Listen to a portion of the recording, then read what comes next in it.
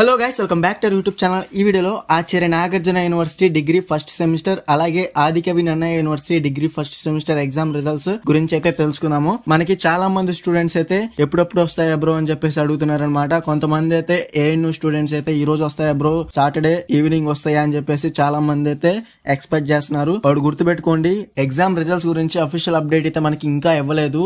ANU కానివ్వండి, ఏకేఎన్యూ కానివ్వండి, మనకి ఈ 2 యూనివర్సిటీస్ గురించి మనకి అఫీషియల్ అప్డేట్ అయితే ఇవ్వలేదన్నమాట. రిజల్ట్స్ అనేవి మాక్సిమం మనకి 20 days లోపు అయితే వచ్చే ఛాన్స్ అయితే ఎక్కువగా ఉంటుంది. ఎందుకంటే మనకి కరెక్షన్ కూడా మాక్సిమం అయిపోవచ్చింది అనమాట. సో ఇంకా కంప్లీట్ అవ్వాల్సిన పేపర్స్ అనేవి ఉన్నాయి. సో అవి కూడా కంప్లీట్ అయిన తర్వాత మనకి next with in 5 or 6 days లో అయితే మనకి రిజల్ట్స్ అనేవి వచ్చే ఛాన్స్ అయితే ఉంటుంది అనమాట. రిజల్ట్స్ అనేవి రాగానే మన ఛానల్ లో వెంటనే అయితే పోస్ట్ అయితే చేస్తాను.